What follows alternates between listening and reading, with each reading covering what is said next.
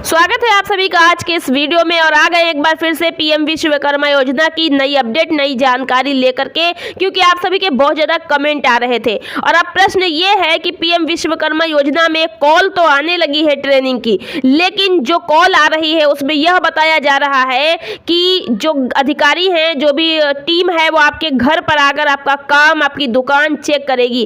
क्या सही है, क्या गलत है, चलिए आइए जानते हैं इस वीडियो में, क्योंकि यहाँ पर बहुत सारे कमेंट और वो कमेंट मैंने यहाँ पर पिक किए हैं और आप लोगों को स्क्रीन पर कमेंट सबसे पहले हम दिखा देते हैं। इस कमेंट को देखिए, उसके बाद पूरी जानकारी आपको विस्तार पूर्वक हम समझाने वाले हैं। वीडियो बहुत ही इंपॉर्टेंट है। अगर आपने पीएम विश्वकर्मा योजना या फ्री सिलाई मशीन योजना में आवेदन किया है तो यह वीडियो आप जरूर से देख लीजिए, ताकि आप कोई गलतफहमी में ना रहें। अब पहला कमेंट यहाँ पर आया हुआ है पल्लवी जी का। यहाँ पर लिखा है, मेरे पास कॉल आ गया है। वो कह रहे थे कि घर आकर देखेंगे कि कैसे सिलाई होती है, प्लीज़ आंसर। इन्होंने मुझसे ये कमेंट करके पूछा। चलिए प्रीति जी, हम आपके प्रश्न का उत्तर देंगे। दूसरा कमेंट यहाँ पर देख लेते हैं। चलिए, अब दूसरा कमेंट है कि बैंक द्वारा, अधिकारी द्वारा मनमानी हो रहा है, जिस कारण से मुझे पीएनबी विश्वकर्मा योजना के तहत टेलर ट्रेनिंग होने के बाद भी टूल किट नहीं आया और ट्रेनिंग का पैसा नहीं आया। बैंक से कॉल आने के बाद फिर दोबारा बैंक जाने के बाद लोन देने से पहले दुकान लेने की बात कह रहे हैं। मतलब साफ है कि बैंक अधिकारी द्वारा मनमानी की जा रही है। और तीसरा कमेंट यहाँ पर आया है कि मेरे पास कॉल आया बट ये बोला कि फादर का बिजनेस ट्रेडिशनल हो। तो यहाँ पर ये तीनों ही कमेंट मैंने आपको दिखाए, बहुत ही इंपॉर्टेंट थे। अब फादर का बिजनेस क्यों मांगा जा रहा है, ये भी मैं आपको इसमें क्लियर करने वाली हूँ, क्योंकि आप लोगों को योजना की विधिवत जानकारी होना बहुत ज़रूरी है। और जो ये कहा गया है कि घर आकर दुकान या बिजनेस को चेक करेंगे, काम को चेक करेंगे, तो घर आकर वो यही देखेंगे कि आपकी दुकान कहाँ पर है, या बुटीक कर रही हैं तो आप कहाँ पर है, कैसा काम चल रहा है, काम कब से कर रहे हैं और कितने दिन से कर रहे हैं, काम को आगे बढ़ाना है, उसमें लाभ लेना है। क्योंकि पीएम विश्वकर्मा योजना ऐसी योजना है जिसमें कारीगर, शिल्पकार को सरकार सहायता दे रही है उनके बिजनेस को आगे बढ़ाने में, उनके काम को आगे बढ़ाने में हेल्प करने के लिए योजना चलाई है।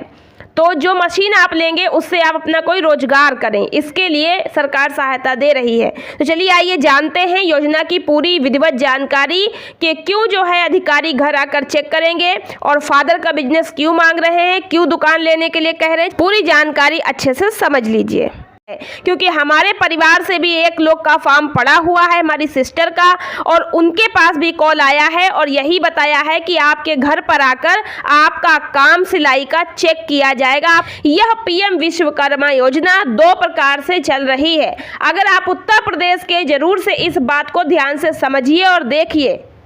तो देखिए, एक है पीएम विश्वकर्मा योजना जो कि केंद्र से चलाई जा रही है। इस योजना में 18 प्रकार की पारंपरिक ट्रेड में काम करने वाले शिल्पकार और कारीगर को रजिस्ट्रेशन लिया जा रहा है। यह योजना पीएम विश्वकर्मा योजना है। इस योजना की क्या योग्यता पात्रता है वो समझ लीजिए। और दूसरी एक और योजना है विश्वकर्मा श्रम सम्मान योजना, जो कि केवल उत्तर प्रदेश में चलाई जा रही है। इस योजना में भी पीएम विश्वकर्मा योजना की तरह ही पूरा बेनिफिट मिलता है और इसमें भी 18 प्रकार की ट्रेड, कारीगर और शिल्पकारों के लिए है। लेकिन थोड़ा सा अंतर है दोनों योजनाओं में। दोनों में आपको टूल किट मिलेगी, ट्रेनिंग मिलेगा, लेकिन कुछ अंतर है जो कि योग्यता पात्रता में भी है, लाभ में भी है। चलिए हम आपको इसकी जानकारी समझा देते हैं, योग्यता पात्रता की। और मैंने पहले भी इस पर वीडियो बनाकर आप लोगों को दी थी कि पीएम विश्वकर्मा योजना अलग है और श्रम सम्मान योजना जो विश्वकर्मा वाली वो अलग है। दोनों में आपको सेम 18 प्रकार की ट्रेड और लाभ, मशीन, टूल किट वगैरह मिल रही है, लेकिन दोनों योजना के अंतर को आपको समझना है। वो वीडियो अगर जिन लोगों ने देखी होगी उनको जानकारी होगी, लेकिन आज की वीडियो में हम आपको समझा देते हैं थोड़ा सा। अब देखिए, एक है विश्वकर्मा श्रम सम्मान योजना, या उत्तर प्रदेश में चलाई जा रही है। इसमें भी वही 18 प्रकार के ट्रेड हैं जो पीएम विश्वकर्मा योजना में है। बढ़ई, सुनार, दर्जी, मतलब वही सारी ट्रेड है, सेम टू सेम। बस इसमें अंतर क्या है वो आपको समझना है। तो उसके लिए हम आपको यहाँ पर देखिए दिखाते हैं योग्यता की पात्रता क्या है। तो यहाँ पर जो मेन इंपॉर्टेंट पॉइंट्स है वो देख लीजिएगा। देखिए, कौन आवेदन कर सकता है? परिवार का केवल सदस्य योजना के अंतर्गत आवेदन कर सकता है। और परिवार से आशय है पति पत्नी। योजना के अंतर्गत पात्रता हेतु जाति एकमात्र आधार नहीं होगा। जाति यहाँ पर कुछ नहीं मांगी जा रही, ठीक है। जाति का यहाँ कोई मतलब नहीं, किसी भी जाति का लोग इसमें आवेदन कर सकते हैं। अब इस योजना के अंतर्गत लाभ प्राप्त करने हेतु ऐसे व्यक्ति भी पात्र होंगे जो परंपरागत कारीगरी करने वाली जाति से भिन्न हो। मतलब आपके मम्मी पापा कोई पहले से काम नहीं भी कर रहे हैं और अगर आपने उस काम को शुरू करा है, आप कर रहे हैं, तो भी आवेदन कर सकते हैं। तो अगर आपके परिवार में पहले से वो काम नहीं होता है और अब आप उस काम को कर रहे हैं, चाहे वो बढ़ई का काम हो चाहे सिलाई का काम हो, तो ऐसे आवेदकों को परंपरागत कारीगरी से जुड़े होने के प्रमाण के रूप में अपने ग्राम प्रधान, नगर अध्यक्ष, गांव से रहते हैं तो प्रधान से और शहर में रहते हैं तो चेयरमैन से आपको एक प्रमाण पत्र बनवाना होगा। उस प्रमाण पत्र को बनवा करके संबंधित वार्ड के सदस्य द्वारा भी बनवा सकते हैं, यानी कि वार्ड मेंबर से भी बनवा सकते हैं। उनके द्वारा निर्गत किया गया प्रमाण पत्र अनिवार्य रूप से देना होगा। तो यहाँ पर ये चीज़ आपको ध्यान से देख लेनी है।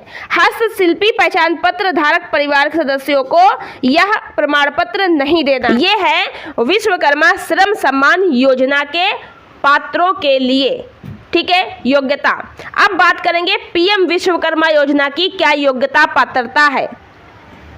अब देखो भाई, दुकान और जो काम को चेक करने की बात कही जा रही है उसको ध्यान से समझ लीजिए, यहीं पर आपको सब कुछ मिल जाएगी जानकारी।